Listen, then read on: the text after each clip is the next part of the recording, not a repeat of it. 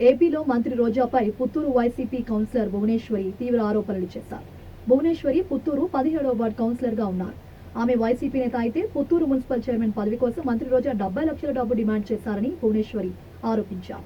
ఈ క్రమంలో మంత్రి రోజా సోదరుడు కుమారస్వామి రెడ్డికి 3 విడతల్లో 40 లక్షలు ఇచ్చానని వెల్లడించారు.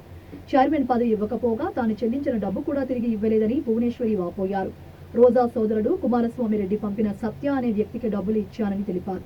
దీనిపై మంత్రి రోజాకు మెసేజ్ చేస్తే కనీస స్పందన లేదని ఆవేదన వ్యక్తం చేశారు. తాను వైసీపీ కౌన్సిలర్ గా ఏకగ్రీవంగా ఎన్నికయ్యానని, రిజర్వేషన్ కూడా ఉండడంతో చైర్మన్ పదవి నీదేనని నమ్మించారని భువనేశ్వరి వివరించారు. కానీ తన నుంచి డబ్బులు తీసుకుని కూడా చైర్మన్ పదవిని ఇతరులకు అమ్మేశారని ఆరోపించారు. మొదట్లో దీనిపై ప్రశ్నిస్తే 2వ విడతల అవకాశం ఇస్తామని చెప్పారని, మరోసారి అడిగితే ఎన్నికల తర్వాత అవకాశం ఇస్తామని చెప్తున్నారని భువనేశ్వరి ఆగ్రహం వ్యక్తం చేశారు. దళిత మహిళను ఆయన తనకు సీఎం జగన్ న్యాయం చేయాలని విజ్ఞప్తి చేశారు. అంతేకాదు మంత్రి రోజా సోదరుడు పంపిన వ్యక్తికి తాను డబ్బులు ఇచ్చినట్లు వీడియో ఆధారాలు ఉన్నాయన్న భువనేశ్వరి కొన్ని వీడియోలను ప్రదర్శించారు.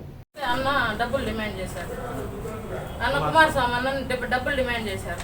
అన్న రిజర్వేషన్ ఉంది కదన్నా, మాకు ఎస్సీ సామాజిక వర్గానికి చెందిన వాళ్ళం కదా, మేము రిజర్వేషన్ ఉంది కదా అంటే లేదు డబ్బులు డిమాండ్ చేశారు. సరేనా ఇస్తాము అని చెప్పి ఒక వారంలో 3 విడతల్లో డబ్బులు ఇచ్చాను. నేను 40 లక్షలు ఇచ్చాను. తీసుకొని ఎలక్షన్ అయిన తర్వాత వేరే వాళ్ళకి మార్చారు, చైర్మన్ సీట్ వేరే వాళ్ళకి మార్చారు. ఏందన్నా ఈ విధంగా చేశారు, మమ్మల్ని ఈ విధంగా ఇస్తా అని చెప్పి వేరే వాళ్ళకి చేశారంటే రెండోసారి ఇస్తాను, 2 ఇయర్స్ తర్వాత ఇస్తా అని చెప్పారు. తర్వాత 2 ఇయర్స్ తర్వాత తిరిగితే 2.5 సంవత్సరం తర్వాత ఇస్తా అన్నారు. మళ్ళీ 2.5 సంవత్సరం మళ్ళీ తిరిగాను, మళ్ళీ 2.5 సంవత్సరం తిరిగితే ఇంక లేదు ఎలక్షన్ తర్వాత ఇస్తామన్నారు. అన్న ఇంక చెప్పిన డిమాండ్లన్నీ అయిపోయినాయి అన్న, టైం అంతా అయిపోయింది, వద్దున నాకు ఎలక్షన్ తర్వాత అయితే నాకు అవసరం లేదు, మా అమౌంట్ మాకు ఇప్పించేయండి అని, దయచేసి ఇప్పించేయండి అని అడిగాను అన్న. నేను అడిగితే ఈరోజు రేపు ఈరోజు అయిపోతుంది, ఈరోజు 2 నెలలు టైం అడిగాడు అన్న. 2 నెలలు టైం ఇచ్చాము, 2 నెలలు తిరిగాము. 2 నెలల తర్వాత కూడా మళ్ళీ తిరిగితే ఉన్నామ్మా ఇస్తాము, ఇప్పుడే కదా చెప్పినావు నువ్వు, ఇంకొక నెల పట్టును రేపు డబ్బులు రెడీ చేసేదానికి అన్నారు. తర్వాత మేడంకి రిక్వెస్ట్ పెట్టుకున్నాను, మెసేజ్ పెట్టాను. మెసేజ్ పెడితే మేడం నాకు చైర్మన్ ఇప్పిపోతారు, నా అమౌంట్ అన్నా నాకు ఇప్పించేయండి, ఇంకా వద్దు మేడం ఊర్లో అంతా విలువపోతుంది మాకు అని చెప్పాను. చెప్తే మేడం గారు చూసి గమనైపోయారు.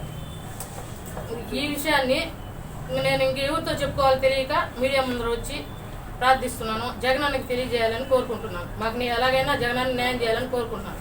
నేను ఎస్సీ సామాజిక వర్గానికి చెందిన దళిత మహిళని, నాకు న్యాయం చేయాలని జగనానికి కోరుకుంటున్నాను. ఇంత దూరం నా బాధ. ఇంకా ఆయన ఇప్పుడు మేము ఆయన కలవలేము కదా, మా పరిస్థితిలో మేము ఎస్సీ వాళ్ళు మాకు అట్టగలని కూడా తెలియదు. దానివల్ల మేము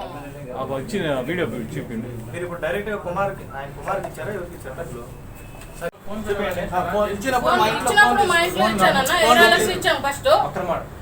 ఫస్ట్ 20 లక్షలు ఇచ్చాము. మా ఇంట్లో వచ్చే తీసుకోమన్నారు. అన్న ఏమన్నాడంటే మేము ఎవరైతే చెప్తామో వాళ్ళ దగ్గర నువ్వు ఇవ్వాలి, ఎవరినంటే వాళ్ళ దగ్గర తీసుకొచ్చాక లేదు, మేము ఇవ్వాలన్నా చైర్మన్ ఇవ్వాలన్నా నేను ఇవ్వాలి, వద్దనుకోవాలన్నా నేను వద్దనుకోవాలి, కాబట్టి నేను చెప్పిన మనిషి దగ్గర నువ్వు ఇచ్చి పంపించాలన్నారు. సరే ఇంకా వాళ్ళతో ఎందుకు వాళ్ళు ఇస్తానంటున్నారు కదా నమ్మించినారు మమ్మల్ని. నమ్మించకపోతే అతను చెప్పిన మనిషి దగ్గర ఇచ్చి పంపించాము. ఆయన వచ్చి తీసుకుపోయారు మా ఇంట్లో. సత్య అక్కడే ఉన్నారు, పుత్తూరులో ఉన్నారు. సత్య దగ్గర ఇచ్చాము. ఫస్ట్ అమౌంట్ మా ఇంట్లో ఇచ్చాము. సెకండ్ అమౌంట్ వచ్చి మేము వ్యాపారం చేస్తాము, అరటికాయల వ్యాపారం చేస్తాము. అక్కడ మండి ఇక్కడికి వచ్చి అడిగి అర్జెంట్గా అన్నది అమౌంట్ అన్నాడు అనేసరికి మా ఆయన పోయి ఇచ్చినాడు 2 సార్లు. దానికైతే ఎవిడెన్స్ లేదు. ఫస్ట్ ఇంట్లో ఇచ్చిన దానికి మాత్రం ఉంది. సత్య దగ్గరే ఇచ్చాము.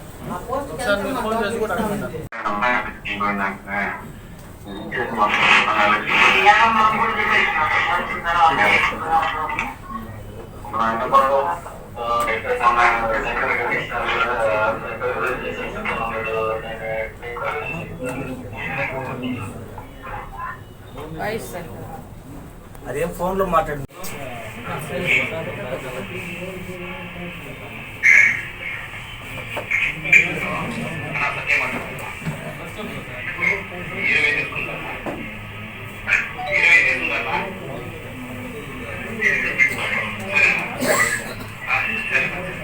మధ్యలో ఫస్ట్ నుండి వస్తాం.